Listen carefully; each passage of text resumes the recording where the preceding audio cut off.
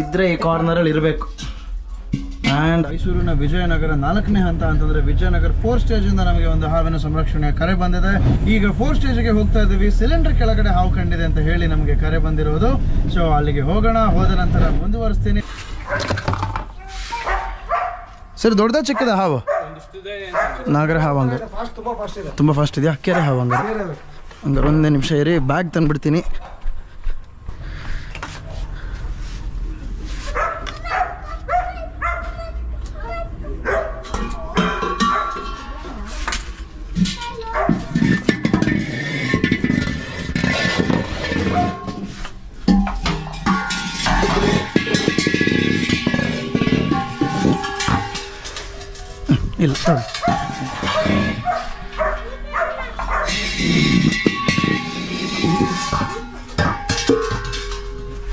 ಇಲ್ಲ ಇಲ್ಲೂ ಇಲ್ಲ. ಲಾಸ್ಟ್ ಇದ್ರೆ ಈ ಕಾರ್ನರಲ್ಲಿ ಇರಬೇಕು.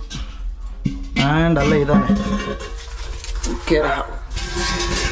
ಬರಲಿ.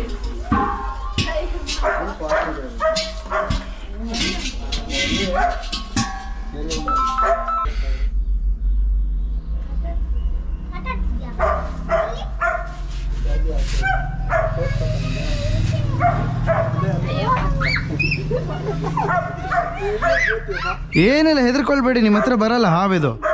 ಈ ಹಾವು ನಿಮ್ಮ ಹತ್ರ ಬರಲ್ಲ. ಹಾಂ, ಕೆರೆ ಹಾವು, ರ್ಯಾಟ್ ಸ್ನೇಕ್ ಇದು. ಹೆಂಗಾಗಿದೆ? ಓಹೋ. ಸೊ ಅದು ಏನು ಮಾಡುತ್ತೆ ಅಂತಂದರೆ, ಇವಾಗ ಅದಕ್ಕೆ ಡಿಸ್ಟ್ರೆಸ್ಸಲ್ಲಿದೆ ಅಥವಾ ಏನಾರ ಒಂಚೂರು ಡೇಂಜರಲ್ಲಿದೆ ಅಂತಂದಾಗ ಈ ರೀತಿ ಯೂರಿನೇಟ್ ಮಾಡುತ್ತೆ, ಇಲ್ಲ ಎಕ್ಸ್ಕ್ರೀಟ್ ಮಾಡುತ್ತೆ. ಸೊ ಏನಕ್ಕೆ ಆ ರೀತಿ ಮಾಡೋದು ಅಂತಂದರೆ, ಯಾವ್ದಾರ ಒಂದು ಎನಿಮಿ ಅದನ್ನು ಹಿಡ್ಕೊಂಡಿದ್ದಾಗ ಅದರ ಭಯಕ್ಕೆ ಅದನ್ನು ಒಂದು ಡಿಟರೆಂಟ್ ಥರ ಅದು. ಇವಾಗ ಗನ್ನಲ್ಲಿ ಬುಲೆಟ್ಗಳು ಬರಲ್ವಾ, ಅದೇ ಥರ. ಅದು ಸಿಕ್ಕಾಪಟ್ಟೆ ಸ್ಮೆಲ್ ಬರುತ್ತೆ. ಅದು ಆ ಸ್ಮೆಲ್ಲಿಂದಾನೇ ಅದರ ಪ್ರಿಡೇಟರ್ಸ್ ಅಥವಾ ಎನಿಮೀಸು ಬಿಟ್ಟು ಹೋಗ್ಬಿಡೋದು. ಸೊ ಅದರ ಕಣ್ಣಿಗೆ ಅಥವಾ ಮೂಗಿಗೆ ಇಲ್ಲ ಎಲ್ಲಾರು ಒಂದು ಕಡೆ ಅದಕ್ಕೆ ಹಾರಿದಾಗ ಅವರು ರೆಸ್ಕ್ಯೂಗೆ ಹೋಗ್ತಾರೆ ಸರ್. ಅವರು ರೆಸ್ಕ್ಯೂಗೆ ಹೋಗ್ತಾರೆ.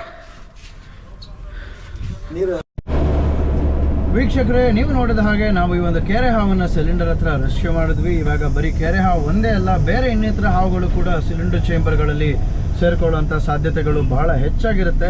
ಯಾಕೆ ಅಂತ ಹೇಳ್ತೀನಿ, ಈ ಒಂದು ಉರಿ ಬಿಸಿಲಲ್ಲಿ ಆ ಒಂದು ಸಿಲಿಂಡರ್ ಬಹಳ ತಂಪಾಗಿರೋದ್ರಿಂದ, ಆ ಒಂದು LPG ಲಿಕ್ವಿಡ್ ಪೆಟ್ರೋಲಿಯಂ ಗ್ಯಾಸಿಂದ ಏನೋ ಒಂದು ಕೂಲಾಗಿ ಅಥವಾ ಕೋಲ್ಡ್ ಆಗಿರುತ್ತೆ ಆ ಒಂದು ಸಿಲಿಂಡರು, ಆ ಒಂದು ತಂಪಾಗಿರ್ತಕ್ಕಂಥ ವಾತಾವರಣಕ್ಕೋಸ್ಕರ ಹಾವುಗಳು ಬಂದು ಆ ಒಂದು ಜಾಗಗಳಿಗೆ ಸೇರ್ಕೊಳ್ಳೋಕ್ಕೆ ಶುರು ಮಾಡ್ತಾ ಇದ್ದಾವೆ.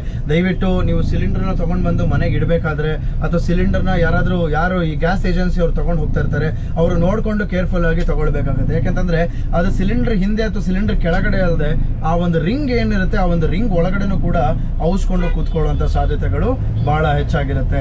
ಸೊ ನೀವು ಸಿಲಿಂಡರ್ನ ಎತ್ತಿ ಮೇಲಿಡಬೇಕಾದ್ರೆ ಆ ಹಾವು ಸಡನ್ ಆಗಿ ರಿಂಗಿಂದ ಜಂಪ್ ಮಾಡಿ ಏನಾರೋ ಒಂದು ಅನಾಹುತ ಆಗುವಂಥ ಸಾಧ್ಯತೆಗಳು ಹೆಚ್ಚಾಗಿದೆ.